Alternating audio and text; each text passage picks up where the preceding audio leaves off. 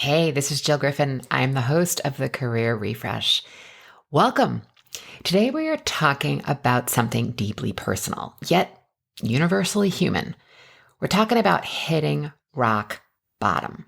You know that place, the rejections pile up, and your career kind of feels like it's imploding, and everything around you feels like it's falling apart at once. But here's the thing. Rock bottom, as painful as it is, can be a gift. I know you hate me right now, but really, it's a shitty gift, but it is a gift nonetheless. Let's jump into it.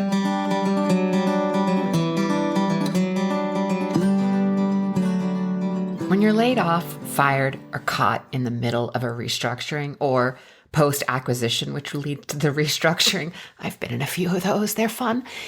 It feels like everything that you know is now uncertain. Your emotions are raw, and you may be triggered by everything. Anything that happens in your life circumstantially after that may even feel more amplified. You may find yourself not responding to a situation, that you're reacting to a situation, and you may even be doing it without thinking, right? It's primal, and that you're being driven by that fight or flight, that purely driven emotion, evolutionary biology, I need to survive. I want to share a poem that I found captures this moment beautifully. When my brother suddenly and tragically passed away in August of 2023, oh my Lord, I just did not, it was surreal. And then it was like 6 months of WTF, what just happened? And I found this poem by Bialock, I believe that's how you pronounce her name, and it's called Breathing Underwater. And she wrote it about hitting rock bottom and how you learn to deal with something that feels completely unfathomable. So I want to read it to you. I built my house by the sea, not on the sands, mind you, not on sifting sand. I built it of rock, a strong house by a strong sea. And we got well acquainted, the sea and I, good neighbors. Not that we spoke much. We met in silences, respectful, keeping our distance, but looking our thoughts across the fence of the sand. Always the fence of sand, our barrier, always the sand between. And then one day, and I still don't know how it happened, the sea came, without warning, without welcome even. Not sudden and swift, but a shifting across the sand like wine, less like the flow of water than the flow of blood. Slow, but coming, slow, but flowing like an open wound. And I thought of flight, and I thought of drowning, and I thought of death. And while I thought, the sea kept creeping higher until it reached my door. And then I knew, that there was neither flight, nor death, nor drowning. That when the sea comes calling, you stop being neighbors, well acquainted, friendly at a distance neighbors, and you give your house for a coral castle, and you learn to breathe underwater. Friends, that hits. What that poem signifies to me is you can make the best laid plans, and you can build your strategies, and you can prepare. And I'm telling you, you should prepare. But even in that preparedness, even building your house on rock, when that sea comes a calling, you stop being distant neighbors, and you all of a sudden figure out how you're living in this, and you learn to breathe underwater. When I first read that, I probably did the ugly cry. I remember it being like so profound. But I find that there's no stack ranking in suffering, right? A loss of some point is still a loss. And whether it's a job or a person or the life that you thought, when you are shocked and caught by surprise and then suddenly hitting rock bottom, you have to find your way out. So what I have put together for us today to talk about is what I call the 6 steps to rising. And like all of the work that I put out in the world, not everything's going to work for you. Some of them you might be like, it's totally BS, that's not going to work for you. Great, don't do it. But if any one of these offer you some solace or a path forward, then I want to hear from you. You can respond to me on any of the socials. You can hit reply to an email that I send if you're on my email list. And of course, my contact information is in the show notes. So the path forward, the 6 steps to rising. I want to talk about how we climb out of this place of rock bottom. And these are the things that have worked for me and also for countless others that I work with. The first is about acceptance. You have to stop fighting where you are. Rock bottom is your current address, but it's not your permanent home. And the sooner you accept this, the sooner you can start building. And it's kind of meta, and it's kind of like a philosophical way of thinking. But if I don't accept where I am, how can I know where I'm going? If I don't accept that I'm sitting in New York City right now, how can I drive or fly elsewhere? I have to accept where I am so I can build a strategy. I didn't say you had to like it. I said you have to accept it. Stop arguing with the weather. The next is search for glimmers. These are the teeny pockets of hope. They're there, I promise you. And maybe it's a kind message from a friend. It might be something that hits you as you're scrolling social media.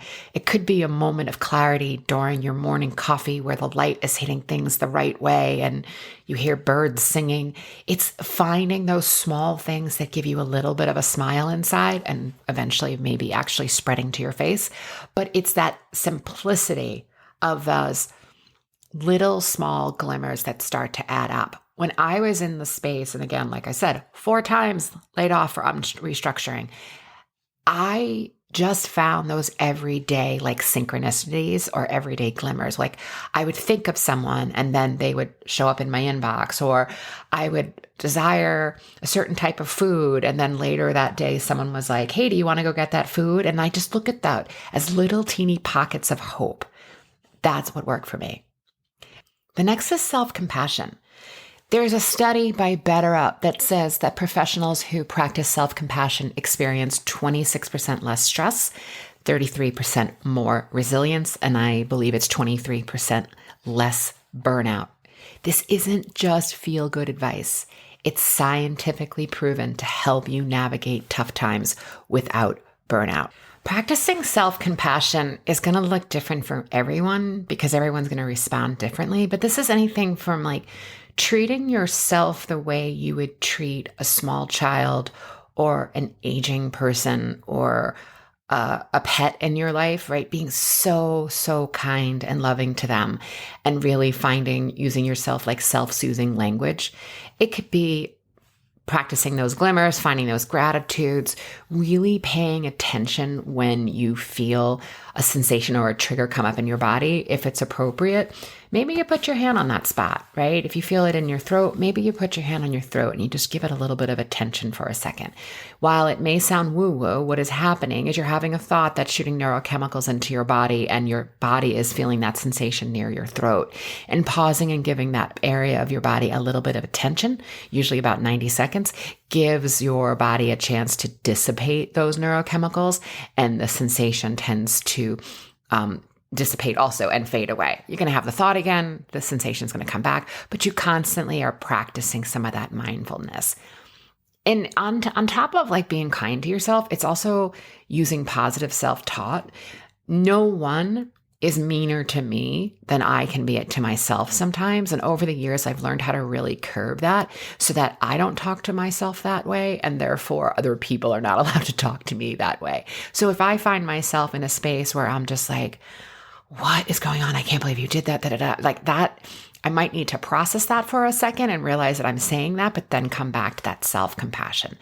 It can also look at like releasing the guilt around something, really exploring if you have guilt or like you should have done something, you start shoulding on yourself. That's what we mean by practicing self-compassion, really looking at that, separating story from fact, and then looking at it like, is this really true? Next, I want you to reconnect with your values. Strip away the titles, the initials on the door, the corner office, the name, the prestige. What really matters to you? What drives you at your core? Building your support system. You can't do this alone. Reaching out, accepting help, and when you can, helping others.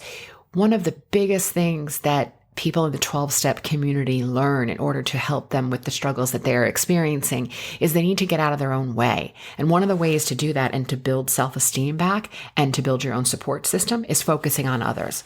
So if you have the energy, when you can catch your breath, getting yourself to support a volunteer organization or even a volunteer day, that type of community building, it's like creating a community garden, right? You want it diverse, you want it resilient, you want it nourishing. That is going to help you build that support system. I want you to set small and achievable goals, really small, right? What's the one teeny thing that you can do today? And if you're looking at things in, quarters of a percent, those start to add up after a while. After my own head injury, the hero isn't coming. And that's okay. That's not a defeatist attitude. In fact, for me, that is extremely empowering. In order for you to rise up after hitting rock bottom, you need to realize that you are now going to become the hero of your own journey. And there's no better person for the job. This is why rock bottom is a gift, because it is going to force you to look at the things you value, building community, finding self-compassion. These are things that often fall to the wayside, things that we often don't do until we're in that crisis moment. And I don't care if it's the loss of a job, a person, or an election. Finding this pause, giving yourself a chance to breathe, and knowing that this is a growth period for you and a time for reflection. And yes, it feels forced and you didn't necessarily want it, but you got it and it was supposed to happen. How do I know? Because it's here and it happened. This is how you bounce back from rock bottom. I want you to remember that seeds don't produce fruit overnight and different seasons require different care. So don't contort yourself into shapes that don't fit you. The world's outline is always shifting, and what success looks like is going to change by the time you think you're going to catch it.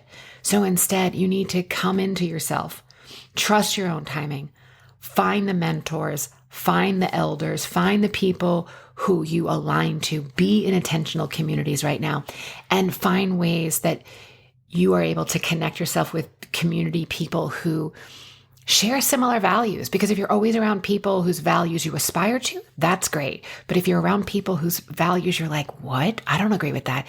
I'm going to tell you right now, you can decide what to do later, but right now when you're at rock bottom, you need to get away from those kinds of people. Often going to come in waves, but remembering these things, breathing deeply really resets the central nervous system.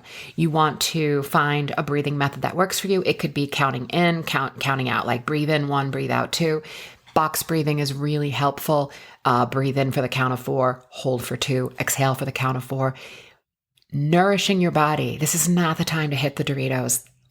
Doritos have their time and place, folks. I am not anti-Dorito. This is the time to make sure that you are getting what you know your body needs.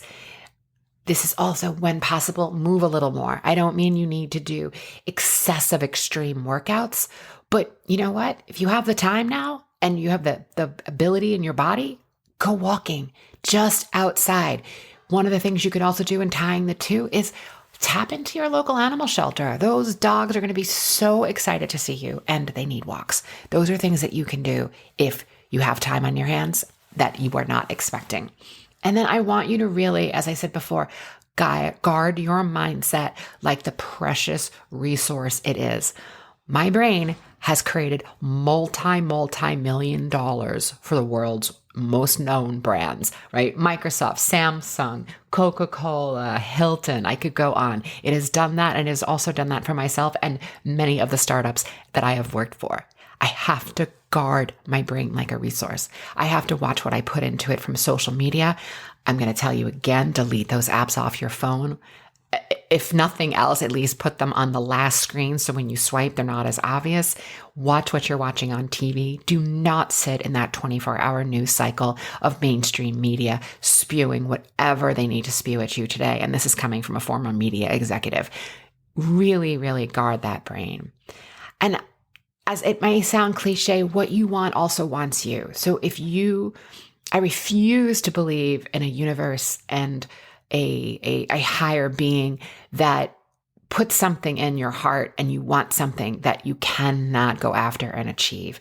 So creating space for what you want, but not overlooking what's currently beautiful right around you.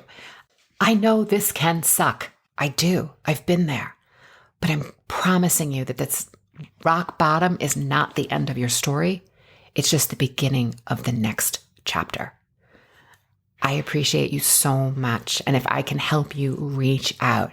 All right. Until next time, keep breathing, practice that self-compassion, and keep rising.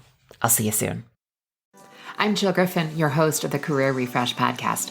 My mission is to make workplaces more successful for everyone. So if you have ideas for topics or future guests, please email us at hello@jillgriffincoaching.com. Until next time, embrace possibility, be generous, intentional, and kind.